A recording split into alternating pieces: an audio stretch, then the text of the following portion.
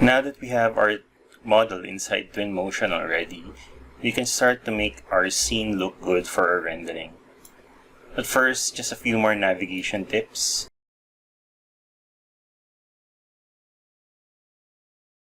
The 1 to 6 buttons on your keyboard changes the camera speed or the rate of movement of your camera inside the scene.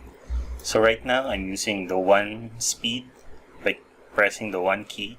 It's the slowest movement we have. 2 will be a bit faster. 3 is I think it's the normal walking pace. 4 is a bit faster, and 5 and 6, you usually use it for very big scenes so you can move around. So usually I stick to the 3 or 2 or 1 speed if I really need to get close to the project.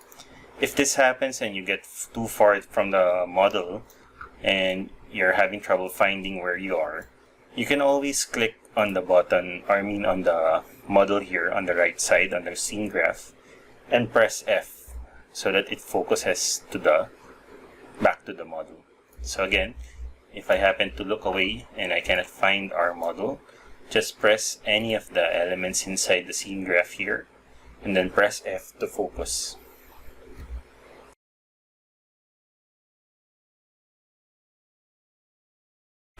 The first step in making a nice rendered image, especially for an interior scene like this one, is to let enough natural light come into the space to light up the scene. To do that, we have to adjust the ambience of the project. So to do that, we click on Ambience here on the scene graph, and you'll see the 4 tabs we have here on the top. Environment, basically anything that has to do with the environment of the project, the sun, the background, the location of the project, we can adjust here. The camera tab allows us to adjust the focal length of the camera we are using, how much exposure or how bright the image will be, and whether we want to put some depth of field into our scene. All that we can adjust here in the camera tab. The render tab allows us to change the rendering style, which in Twinmotion there's actually 3 rendering styles: standard, lumen, and path tracer. But we will discuss this further in a later topic. And then finally, FX or effects just allows us to tweak the image further, add a bit of contrast and saturation to the final image.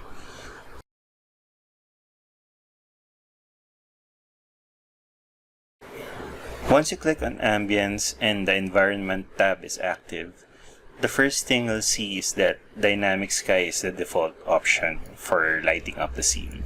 So Dynamic Sky is basically Twinmotion's built-in system wherein you can adjust the time of day, the location of the project, the north offset, so that if you want the light to come in, you can let it come in to your building.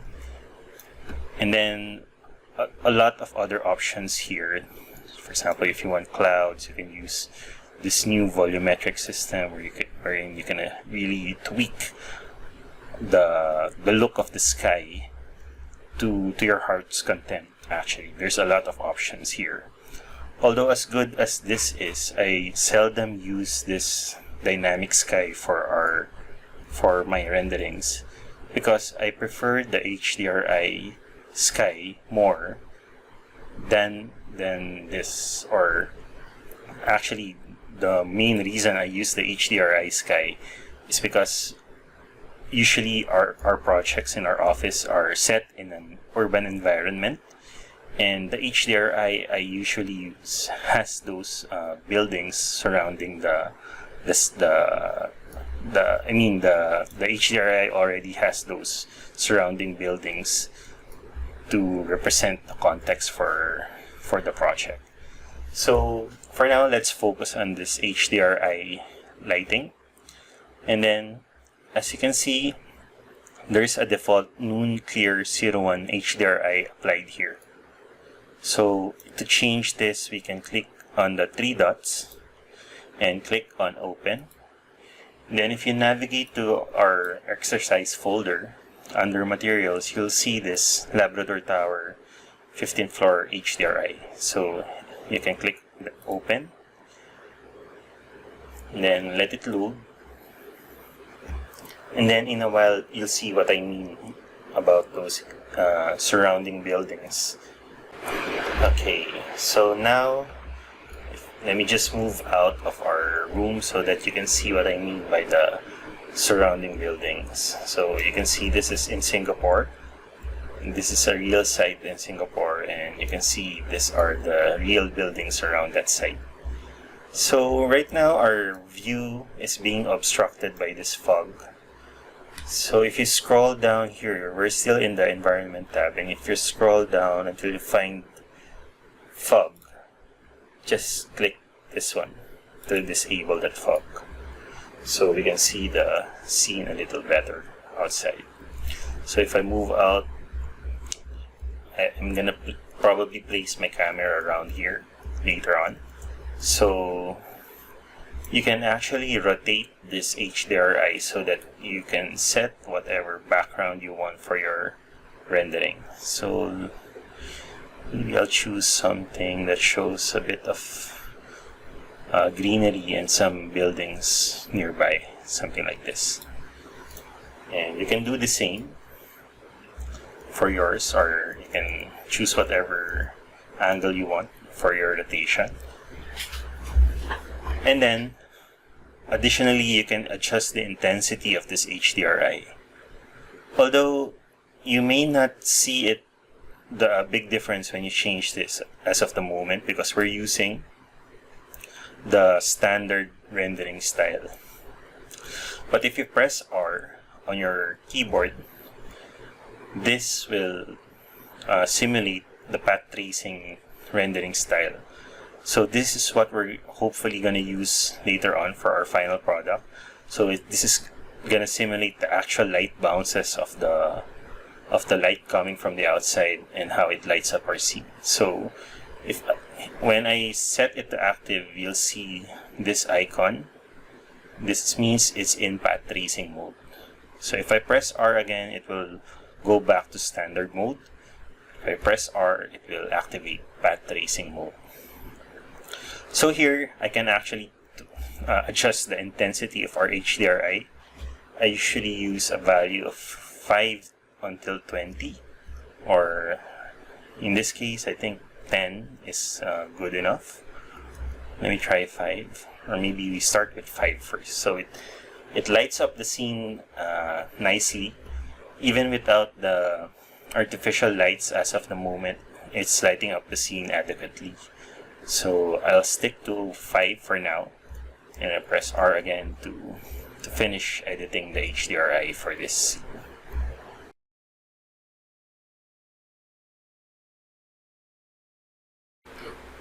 Once I've set up the HDRI for the scene, what I usually do is I try to create the final views I want for the project already.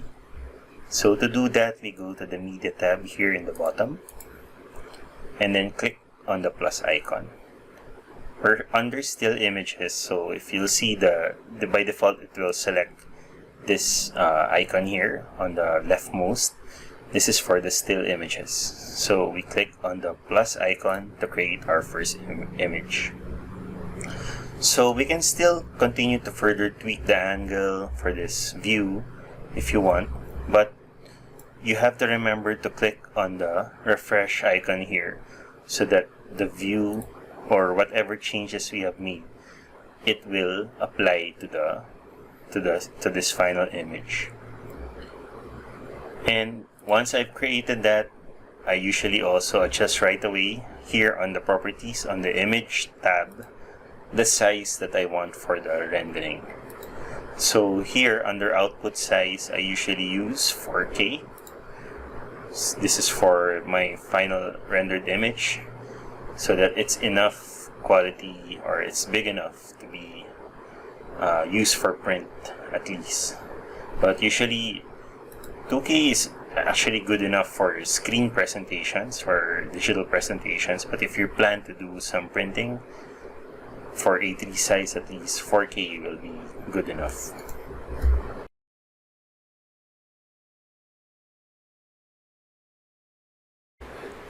So let's continue to further tweak this final image or this view. Let's try to go back to our inspiration image and let's see how we can emulate it more. So I think in this view, it's using more of a wider lens.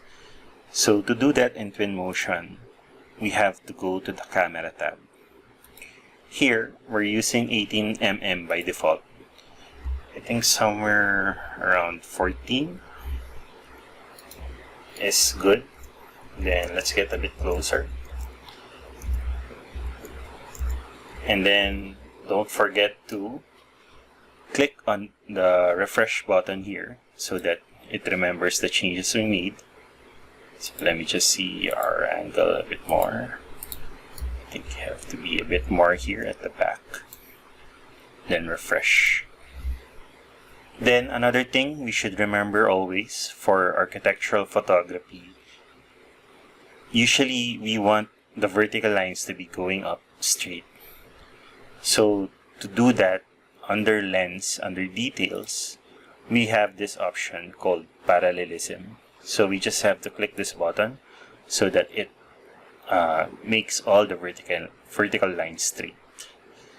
I think in SketchUp there's an option also like this called 2-point perspective. So everything, all the vertical lines there or the z-axis will be going straight up.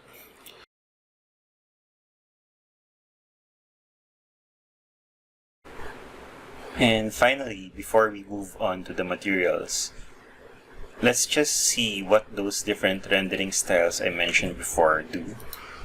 So for the first rendering style, we have the standard option, which produces this, it's a bit flat, to be honest. So we are never gonna use this for our production images. The second option is Lumen, which is like a midway between the standard option and Path Tracer. So Lumen is a bit more lighter. It doesn't take too much computing power, but it's not as accurate as Path Tracer. But it still simulates the actual light conditions that you have set for the project. But if you see here, Path Tracer, this is the most accurate of the three. So you can actually also specify how much light bounces you have, or the higher these values are, the longer it will take for your image to render. But of course, the quality will be higher as well. So for this exercise, we're actually going to use Path Tracer if you have that option. I think if your GPU is strong enough, you should be able to see this Path Tracer option there. But if it's not, maybe you can use Lumen. Under real time, choose Lumen. And this one is almost the same as Path Tracer, just not for every scene. I mean, not for every condition. If the sometimes especially for the light coves, when the light source is not that visible in the view, the Lumen style of rendering sometimes fails to emulate that light cove effect that Path Tracer is able to do. So, but for this case, if your GPU is strong enough, let's stick with path tracing. But you don't need to keep path tracing active all the time when we're working. So the shortcut is R. So turn it off from time to time when you're just tweaking objects or tweaking properties. And then when you're ready to check the final image again, you can just press R to check how it's looking. Okay?